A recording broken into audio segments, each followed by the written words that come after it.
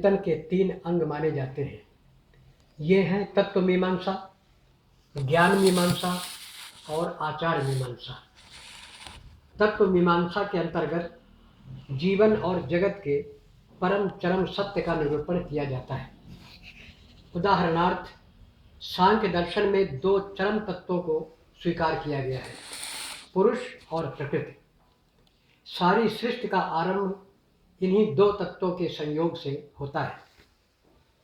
ज्ञान मीमांसा के अंतर्गत उन प्रमाणों का निरूपण किया जाता है जिनके द्वारा मूल तत्वों के अस्तित्व को सिद्ध किया जाता है। बिना प्रमाण के किसी तत्व के अस्तित्व को स्वीकार्य नहीं माना जा सकता। इन प्रमाणों में प्रत्यक्ष प्रमाण, अनुमान प्रमाण और आगम प्रमाण प्रमुख हैं।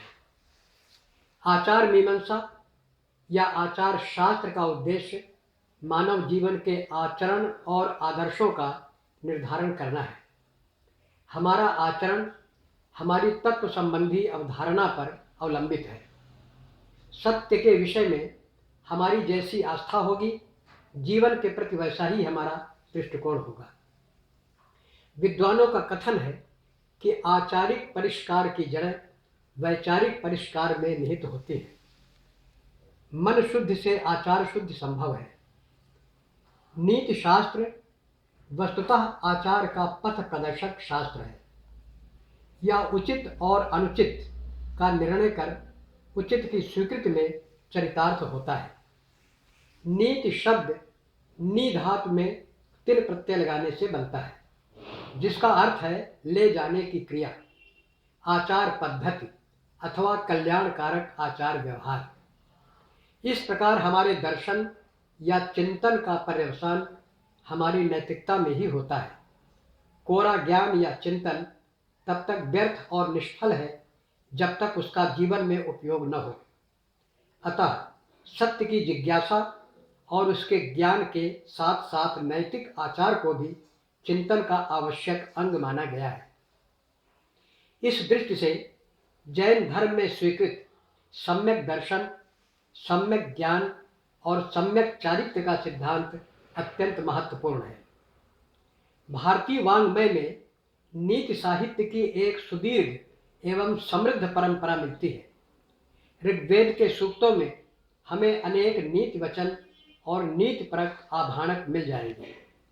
वेद में व्यापक नैतिक चेतना और नैतिक व्यवस्था के लिए ऋत शब्द का प्रयोग किया गया है। रामायण, महाभारत, स्मृतियों एवं धर्मशास्त्रों में तो नीति वचनों की उत्कृष्ट शैवध सुरक्षित है। शुक्र, बृहस्पति, नारद, उशना, कामंदक, चाणक्य आदि की रचनाएं तो नीति साहित्य की मानो अजस्र भांडार है। महाकवि कालिदास, भास, भवभूति, भारवि, माघ आदि की कृतियों में भी नीति संबंधी सामग्री की प्रचुरता है। नीति साहित्य के इसी अविरल परंपरा में भर्तृहरि के नीति शतक का महत्वपूर्ण स्थान है। नीति शतक अनेक नैतिक सिद्धांतों का प्रतिपादक उत्कृष्ट ग्रंथ है। यह कहना अतिशयोक्त नहीं होगी कि वर्तमान में सर्वाधिक लोकप्रिय और प्रचलित नीति ग्रंथ नीति शतक ही है। इसकी भाषा, पद्यों की शैली स्वाभाविक तथा व्यावहारिक है। नैतिकता के मार्ग पर चलने के उत्सुक लोगों के लिए व्यवहार ज्ञान का यह सर्वोत्तम पथ प्रदर्शक ग्रंथ है। कवि की शब्द योजना रसानुगामी है। जहाँ जैसा भाव है वहाँ वैसी ही पदावली का प्रयोग हुआ है। भर्तृहरि में मानव प्रकृति का सूक्ष्म निरीक्षण और स्वानुभूति की मार्मिक व्यंजना करने की अद्भुत क्षमता है। नीति शतक अनेक नैतिक सिद्धांतों का प्रतिपादक उत्कृष्ट ग्रंथ है। इसमें प्रतिपादित नैतिक सिद्धांत किसी जाति, वर्ग, संप्रदाय के लिए न होकर मानव मात्र के लिए आचार विचार का उपदेश देने वाले हैं। नीति शब्द का अर्थ ही सदाचार पद्धति है। लोक व्यवहार में नीति के अंतर्गत धार्मिक, सामाजिक, आर्थिक एवं राजनीतिक सभी प्रकार के व्यवहार समाविष्ट हो जाते हैं। तथापि नीति शतक में चित्रित नैतिक सिद्धांतों का संबंध मुख्यतः चारित्रिक व्यवहार शरण से ही है। भर्तृहरि की नीति विषयक अवधारणा सुस्पष्ट है। ग्रंथ के प्रतिपाद्य हैं सदाचार, परोपकार, त्याग, दया, क्षमा, सत्य, अस्तेय आदि। सभी विषय मनुष्य के गंभीर सांसारिक अनुभव पर आधारित हैं। कवि का नैतिकता का बोध अनुभव सिद्ध है। कवि ने लोक जीवन से अनुभव प्राप्त कर मानव मात्र के लिए एक सरल और स्वच्छ जीवन पद्धति का प्रतिपादन अपने ग्रंथ में किया है।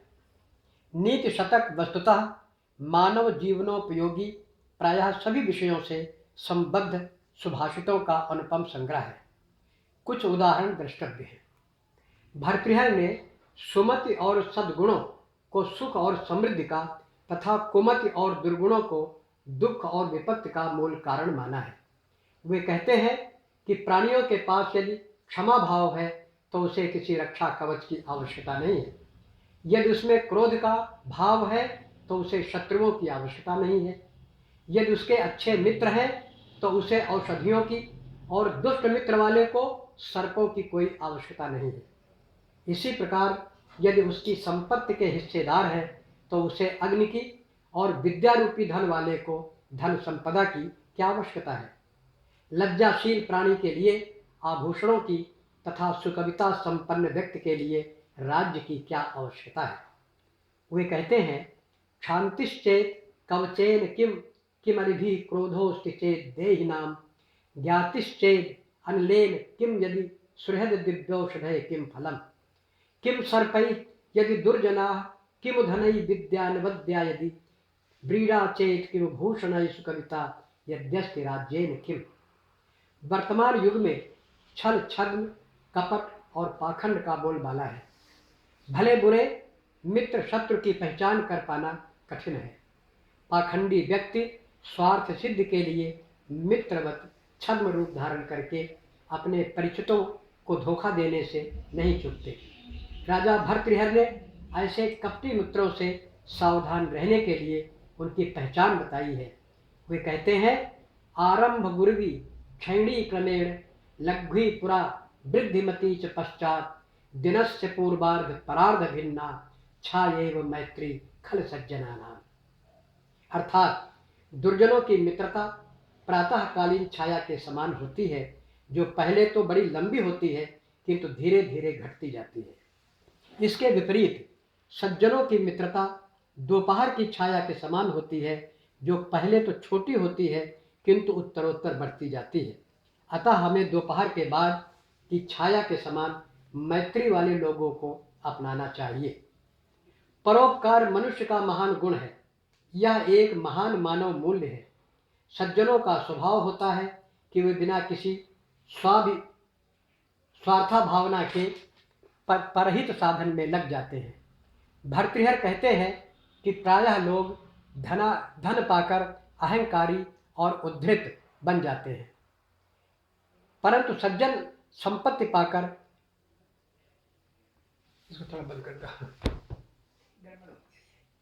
थोड़ा पीछे ले जाओ, इसको पीछे जा सकता थोड़ा। क्या कुछ गड़बड़ हुआ है? क्या हुआ कि थोड़ा गड़बड़ हो गया, गलत हो गया। अच्छा, ये तो अब नया स्टार्ट हो जाएगा है? कोई नहीं, उसको हम मर्ज कर लेंगे। उच्चारण गड़बड़ हो गया है तो नहीं, एक दो तीन बार के पीछे अगर चले जाए जा सकता है नहीं है? उतना मैं एक्सपर्ट नहीं, उतना पीछे नहीं जा सकता रिकॉर्डिंग में। तो ऐसा करो ना, हाँ, नया स्टार्ट नहीं, हो। हाँ, नहीं, इसी को शुरू से अगर करके देखो, हम वहाँ पकड़ लेंगे जहाँ हमको पकड़ना होगा। नहीं तो वो रिकॉर्ड नहीं हो पाएगा फिर वहाँ से। ये अच्छा। चीज़ है, मैंने बंद कर दिया ना, तो वो 10 मिनट का